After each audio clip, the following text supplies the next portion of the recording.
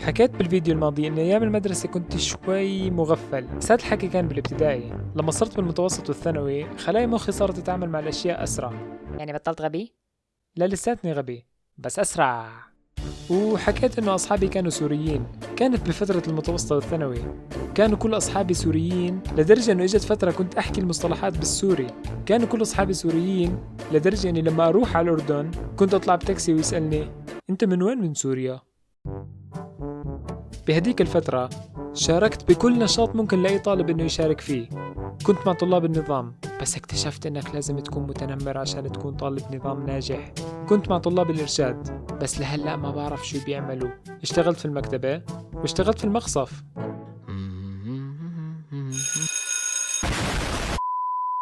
وفوق كل هاد انضميت لجروب التوعية الإسلامية.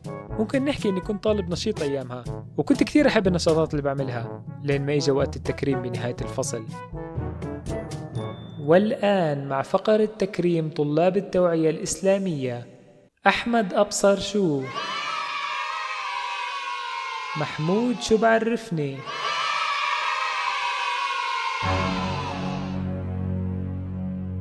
خلصنا.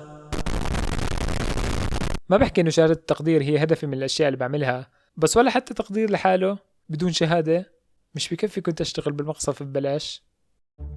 لما صرت صف تاني ثانوي إجا الأستاذ حكى ترى الآن دقت ساعة الصفر، كل علاماتكم في الماضي مو محسوبة. وعلى الصف الثالث ثانوي حكى لنا تذكروا السنة الماضية ترى مو محسوبة، الآن دقت ساعة الصفر. امتحان القدرات ترى المدرسة مو مهمة، التحصيلي ترى حياتك مو مهمة.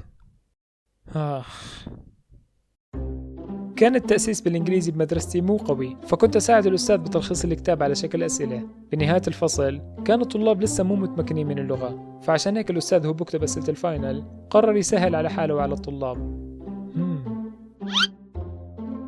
على الفاينل بطلع على الأسئلة، واو، طلعت أنا اللي كاتب أسئلة الامتحان، ومع هيك الطلاب خبصوا. وبامتحان الرياضيات كان دفتري هو الدفتر المعتمد للدراسة. ناديت الأستاذ بنص الامتحان وحكيت له هذا السؤال مو موجود بدفتري. لا، والأستاذ اقتنع أنه لا يحق له وضع هذا السؤال، أشر لي على الجواب وطلع أنا فقط أريد التعلم. وهيك لو حدا سألني كيف جبت 99.5 معدل في المدرسة بحكي له كنت واحد من الأساتذة بمدرستي. وإحنا بالثانوي كان لازم نفكر إيش التخصص اللي رح ندرسه لما ندخل على الجامعة. أنا كنت مقرر من زمان، كنت بدي أصير مهندس معماري. ليش؟ لما كان عمري 6 سنين سمعت أبوي بيحكي إنه سيدي بنى العمارة اللي هو ساكن فيها. انبهرت وصار حلمي إني أبني البيت اللي رح أسكن فيه بالمستقبل. صرت بدي أصير مهندس معماري زي جدي. وخلال فترة دراستي تعرفوا كيف الأهل بيحكوا مع أولادهم بيشجعوهم بكرة رح تصير دكتور.